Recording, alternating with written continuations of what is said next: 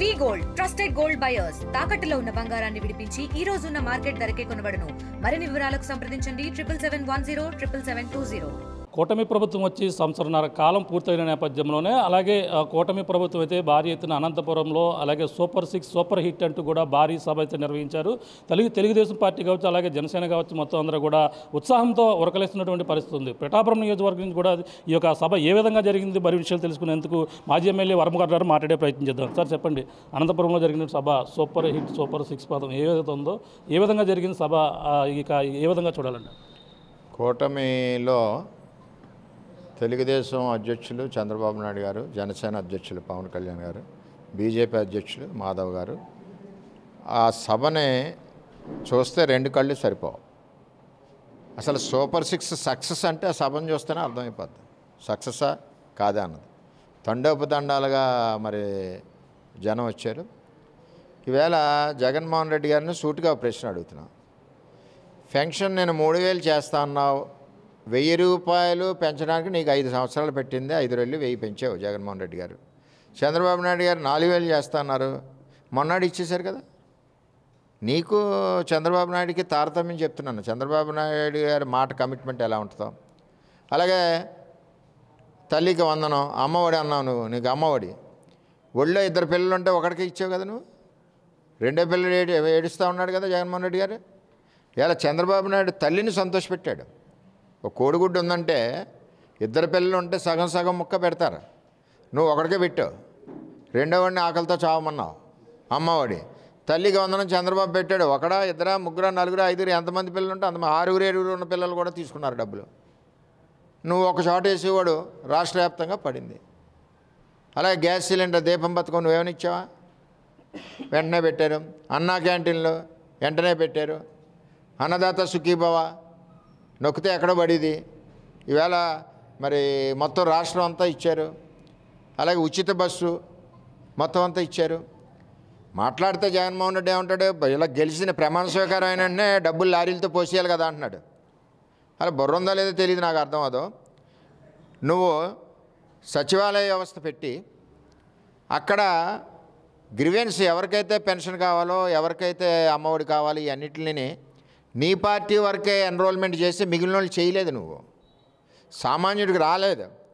అందుకనే వ్యవస్థ మళ్ళీ ఆ గ్రామంలో ఎంతమంది లబ్ధిదారులు ఉన్నారో ఆ లబ్ధిదారులందరినీ సేకరించి సిస్టమ్ క్రియేట్ చేసి ఒక్కొక్కటి చేసుకుంటూ వెళ్తున్నారు. Super 6 super success. ఇంకేం కావాలి నీకు?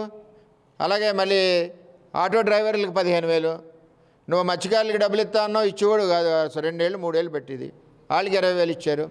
ధాన్యం కొంటే 2 నెలలు పేమెంట్ ఇస్తున్నారు. 30 రోజుల నుంచి 2 నెలల లోపు. నువ్వైతే 2 సంవత్సరాలు ఈ క్రాప్ డబ్బు ఆ క్రాప్ డబ్బు ఈ క్రాపు. అంటే ప్రభుత్వాల్లో జగన్మోహన్ రెడ్డి గారికి చంద్రబాబు నాయుడు గారికి తేడా ఏంటంటే, జగన్మోహన్ రెడ్డి వ్యవస్థను వదిలేశాడు. చంద్రబాబు నాయుడు వ్యవస్థను పట్టుకుని గుప్పిడితో పట్టుకుని వ్యవస్థను నడిపిస్తున్నాడు. అంటే ఒక పక్కన సంక్షేమం, ఒక పక్కన అభివృద్ధి, రెండు చక్రాలుగా నడుస్తున్నాయి. అది పరిస్థితి. నువ్వు అప్పులు తండాలుగా అప్పులన్నీ చేసేసి వదిలేసావు. భారం మొయ్యాలి కదా. ఈవేళ 20 ఏళ్ళు యువకుల్లా భారం మోస్తున్నాడు చంద్రబాబు నాయుడు ఈవేళ. అలాగే ఈవేళ పెట్టుబడులు, విపరీతమైన పెట్టుబడులు వస్తున్నాయి లోకేష్ గారి నాయకత్వంలో. బోల్డ్ పెట్టుబడులు వస్తున్నాయి, వైజాగ్ కంపెనీలు నిండుతున్నాయి, అమరావతి వస్తున్నాయి. ఏమీ లేదంటే ఎలాగా? కావాలని మాట్లాడడం కరెక్ట్ కాదు. అంటే మీరంతా కూటమిగా ఉన్నారు. రాష్ట్రంలో ఉన్న ఏకైక ఒక పార్టీ మా ప్రతిపక్ష పార్టీ కాబట్టి దాన్ని ఆ విధంగా తీసుకోవాలంటున్నారు. ప్రతిపక్షం మేము మాట్లాడకపోతే ఎవరు మాట్లాడతారని కూడా జగన్మోహన్ రెడ్డి అన్నారు. ఎలా చూడాలి? అరే జగన్మోహన్ రెడ్డి గారు అసెంబ్లీకి స్వాగతిస్తున్నాం. అక్కడ స్పీకర్ అయ్యన్ గారు ఉన్నారు, మీ ఫ్రెండ్ డిప్యూటీ స్పీకర్ రఘురామకృష్ణరాజు గారు ఉన్నారు. కావాల్సిన సమయం ఇస్తారు మీకు. అందులో రఘురామకృష్ణరాజు గారు అయితే జగన్మోహన్ రెడ్డికి ఎంత సమయం కావాలంటే అంత ఇస్తాడు. కొంచెం పాత స్నేహం ఉంది కాబట్టి. ఏదైనా సమస్యలు అక్కడ డిస్కస్ చేయండి. చంద్రబాబు నాయుడు గారు చెప్పిన పాలసీ బాగోలేదు, ఈ పాలసీ బాగోలేదు బాబు గారు, ఈ పాలసీ పెట్టండి, గవర్నమెంట్కి బాగుంటుంది, పేదవాళ్ళకి బాగుంటుంది అని చెప్పండి. నువ్వు ఇంట్లో కూర్చొని నీకు గెలిపించింది దేనికి? ప్రజల యొక్క గోడు అక్కడ అసెంబ్లీలో వినిపించడానికి. అవన్నీ మానేసి నువ్వు ఎక్కడో ప్రెస్ మీట్ 4 ప్రెస్ వాళ్ళని పిలిచేసి మన టీవీని పిలిచేసుకుని సాక్షిని మాట్లాడితే ఎలాగా? అక్కడ టేబుల్ మీద బల్లగుద్ది మాట్లాడు. తప్పేదైనా జరిగితే మంచి సలహాలు నేను గెలిపించిందే అందుకు. మంచి సలహాలు ఇస్తే స్వాగతిస్తారు, ప్రజలు చూస్తారు. 1 కోట్ల మంది 5 కోట్ల మంది అంతేగాని ఇవాళ లేనిపోయినాయి అన్నీ కూడా అవసరం లేని ఇంప్లిమెంట్ అయ్యి నేను ఇవాళ అడుగుతున్నాను, దీపం పథకం ఎక్కడ ఆగిందో చూపించమని, ఎవరికి రాలేదో. అన్నదాత సుఖీభావ ఎవరికి రాలేదో జగన్మోహన్ రెడ్డిని చూపించమను. ఉచిత బస్సు ప్రయాణం లేడీస్ని ఎవరన్నా ఆపేస్తున్నారో చూపించమను. అలాగే తల్లికి వందనం ఎంతమంది పిల్లలు ఉన్నారో చూపించమను, అంతమందికి ఇచ్చాం. ఎక్కడ పట్టుకోమను, ఈ జిల్లా మొత్తం పడలేదు, పట్టుకుని నిలదీయండి. అధికారుల మీద ఒత్తిడి పెంచుతాం. ఎక్కడా కంప్లైంట్ లేదు, ఏమీ లేదు. ఏదో జనాలకు చెప్పాలి కదా, ఇష్టం మాట్లాడితే అలాగా, అది కరెక్ట్ కాదు. యూరియా కొరతను కూడా ఉందని చెప్పి నేను మొన్న 2 రోజుల క్రితం కూడా ఆందోళన చేపట్టారు వైసీపీ నేతలు. దీన్ని ఎలా చూడాలంట? ఏం చెప్తామండి, మన జిల్లా తీసుకోండి, 23,352 మెట్రిక్ టన్నులు మన జిల్లాకు అవసరం. 97,000 హెక్టార్లు వరి, 37,000 హార్టికల్చరు హెక్టార్లు. దీనికి సరిపడింది 23,352 మెట్రిక్ టన్నులు. ఆల్రెడీ 22,000 డిస్ట్రిబ్యూటెడ్, 1,200 ఆల్రెడీ స్టాక్ ఉంది, సొసైటీల్లో ఉంది, షాపుల్లో ఉంది. అవసరమైతే రైతులు పట్టుకెళ్తారు. అక్క ఏమందంటే లైనో అంది, గీతక్క ఆవిడ. అరే జగన్మోహన్ రెడ్డి ఇంటికి వెళ్తే లైన్ లేదా? మేము చంద్రబాబు నాయుడు దగ్గరికి వెళ్తే మా ముందు 10 మంది ఎమ్మెల్యేలు ఉంటారు, లైన్ లేదా? ఇక్కడ ఒక పద్ధతి ఉంది చంద్రబాబు అడ్మినిస్ట్రేషన్ అంటే, ఆధార్ కార్డు పాస్బుక్ ఎంట్రీ చేసుకుని పిండి ఇస్తున్నారు. నువ్వేం చేసేవాడు, ఆర్బీకేలో ఫ్రంట్ని పిండి దించడం, లాస్ట్ని అలా వెళ్ళిపోవడం, బ్లాక్ మార్కెట్లో పిండి. ఇక్కడ చెప్పు, ఎక్కడ లేదో చెప్పండి. నేను తూర్పుగోదావరి మన జిల్లాలో, ఉమ్మడి జిల్లా అవచ్చు, కాకినాడ జిల్లా అవచ్చు, పిండి లేదు అని ఎవరైనా ఫోన్ చేస్తే కలెక్టర్ చేయండి, కరెక్ట్గా 6 గంటల లోపల ఆ గ్రామంలో పిండి లేకపోతే మేము చెవి దగ్గోసుకుంటాం. లేనిపోయిన ఆరోపణలు ఎందుకు? ఆ గీతక్క 5 ఏళ్ళకి ఒకసారి కనపడుతాడు, ఆవిడకి పిండి అంటే తెలియదు, పిండి అంటే పంచదార అనుకుంటున్నాడు. అటువంటి పరిస్థితి. అసలు ఎరువు అంటే ఏంటో తెలియదు.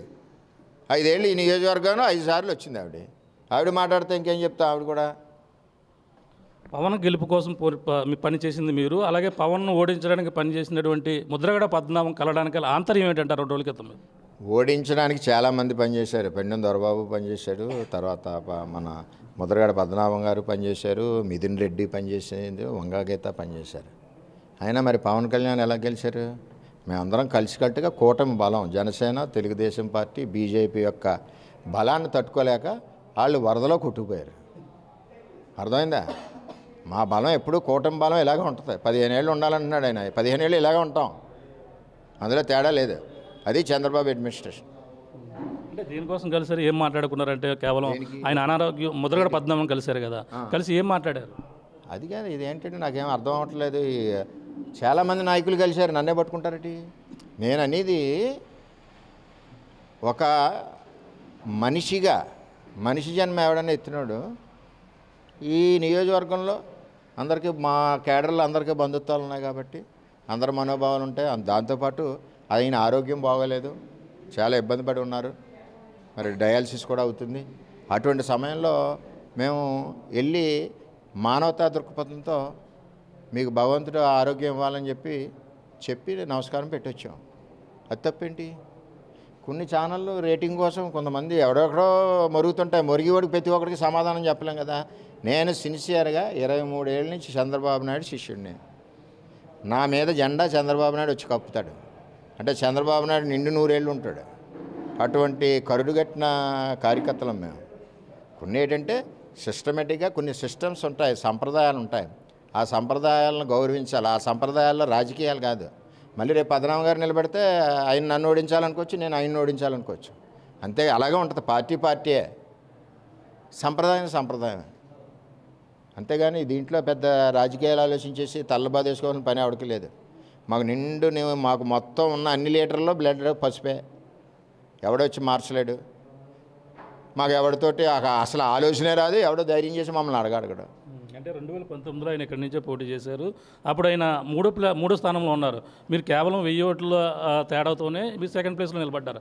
అప్పుడు ఉన్నటువంటి ప్రత్యర్థులు ఇప్పుడు ఇలా కలిశారు, రకరకాల చర్చలు. ఏంటంటే రాజకీయాల్లో ప్రత్యర్థులు అన్నట్టు కబడ్డీ టీం ఎలక్షన్లో తొక్కిన ఆరు తీసుకుంటారు ఒకరికొకడు. మామూలుగా ఆరోగ్యం బాగానప్పుడు ఎవరన్నా, ఇప్పుడు మీ ఆర్టీవీ ఉంది, నేను స్ట్రైట్కి వచ్చిన వేస్తున్నాను, ఎక్స్ పేరు ఎందుకు అన్నాం, ఆరోగ్యం బాగాలేదు, TV9 వాడు వచ్చి పలకరింతాడు, TV5 వాడు వచ్చి పలకరింతాడు, అంటే వీళ్ళిద్దరు ఆర్టీవీలో జాయిన్ అయిపోయినట్ట. అంటే సంప్రదాయం, ఒక గౌరవం, ఒక ఉందాతనం, ఒక వ్యక్తికి ఆరోగ్యం బాగోన్నప్పుడు పలకరించవలసిన బాధ్యత ఉంటుంది, పలకరిస్తారు, అందులో తప్పేం లేదు. పలకరించిన మాటలో ఎయిర్పోర్ట్లో కనపడతారు, ఇలా దండం పెట్టుకుంటారు అంటే వెళ్ళిపోయాడు, ఆ పార్టీలోకి వెళ్ళిపోతారా? ఎవడ పార్టీ ఆడిది. నా పార్టీ నేను ఉన్నంతకాలం తెలుగుదేశం పార్టీ, నా నాయకుడు చంద్రబాబు నాయుడు, తదుపరి నాయకుడు మాకు భవిష్యత్ నాయకుడు లోకేష్ గారు, మేము కబడ్డీ టీము. అంటే ఇప్పుడు మొత్తం పిఠాపురం నియోజకవర్గం కార్యకర్తలందరూ కూడా ఉత్సాహంతో ఉన్నారు. ఇటీవల 2 గన్మెన్లు కూడా కేటాయించారు. త్వరలో ఒక మంచి వార్త వచ్చే అవకాశం ఉందంటారా?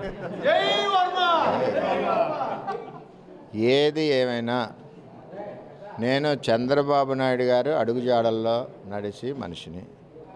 ఆయన ఎవరికి ఎప్పుడు ఎక్కడ ఎలాగ పెట్టాలో, ఎవరో ఎటువంటి వ్యక్తులో చంద్రబాబు నాయుడు గారికి పూర్తిగా తెలుసు. నేను పార్టీ మనిషిని, పార్టీ బాగోవాలని కోరుకునే మనిషిని, పార్టీ కోసం కష్టపడి పనిచేసే మనిషిని, మా లోకేష్ గారి నాయకత్వం బలపరిచే మనిషిని. తప్పితే నాకు వేరే ఆలోచనలు ఏమీ లేవు. ఆలోచనలన్నీ పెద్ద చేసుకుంటారు. Thank you. ఇది పరిస్థితి.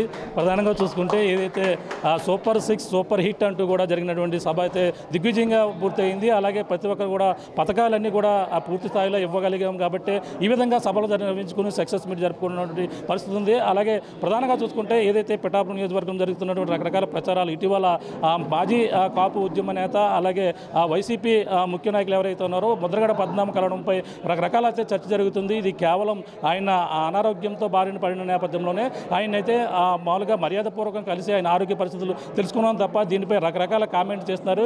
ఈ విధంగా చేయడం సరైనది కాదు. అలాగే వైసీపీ అయితే ప్రధానంగా ప్రత్యర్థులు వేరు, అలాగే ఎన్నికల సమయంలో ఉన్నటువంటి ప్రత్యర్థులు వేరు. ఏదైనా ఇప్పుడు హామీ తేల్చుకున్నటువంటి పరిస్థితులు ఉంటాయి కాబట్టి తర్వాత ఎక్కడ కనపడినా సరే మామూలుగా పరామర్శించుకుంటాం. ఆ విధంగానే పరామర్శించి ఆయన ఆరోగ్య పరిస్థితులు తెలుసుకున్నాం తప్ప దీంట్లో వేరే ఒక విధంగా ప్రచారం చేయడం అనేది సరైనది కాదంటూ కూడా ఆయన అయితే చెప్పుకొస్తున్నారు. అలాగే పథకాల విషయంలో చూసుకుంటే ఇక్కడ యూరియా కొరత లేకపోయినా సరే రకరకాల వైసీపీ ఈ విధంగా తప్పుడు ప్రచారాలు చేస్తుంది. రాష్ట్రంలో కావచ్చు, అలాగే ఇక జిల్లాలో కావచ్చు, అన్ని ప్రాంతాలలో కూడా యూరియా సమృద్ధిగా లభిస్తుంది. కావాలని ఉద్దేశపూర్వకంగానే ఈ విధంగా తప్పుడు ప్రచారాలు చేస్తూ కూటమి పార్టీని అయితే ఈ విధంగా తప్పు పట్టేందుకే వైసీపీ చేస్తున్నటువంటి కుయ్యత్తుల్లో భాగంగా కూడా చెప్పుకొస్తారు. ముఖ్యంగా ఈ యొక్క ముద్రగడ పద్మనాభం కలవడంపై కూడా ఆయన అయితే క్లారిటీ ఇచ్చి కేవలం ఆయన మర్యాదపూర్వకం కలిసి ఆయన ఆరోగ్య పరిస్థితులు తెలుసుకోవడం మాత్రమే కలవడం జరిగిందని కూడా మాజీ ఎమ్మెల్యే వర్మ గారు చెప్తున్నటువంటి పరిస్థితి ప్రధానంగా ఉందని చెప్పాలి. ఇది కూడా ఉన్న తాజా పరిస్థితి. కెమెరా అనిల్తో ప్రకాష్, RTV పిఠాపురం నుంచి. తెలుగులో న్యూస్ కి ఫాస్టెస్ట్ యాప్ ఇప్పుడు టోటలీ న్యూ అవతార్లో జస్ట్ 5 seconds లో కంప్లీట్ న్యూస్. సోషల్ మీడియాలో ట్రెండ్స్ కి one stop solution. Live TV app voice search option తో ఇప్పుడే డౌన్లోడ్ చేయండి లేదా అప్డేట్ అయిపోండి. యాప్ లింక్ డిస్క్రిప్షన్ లో ఉంది.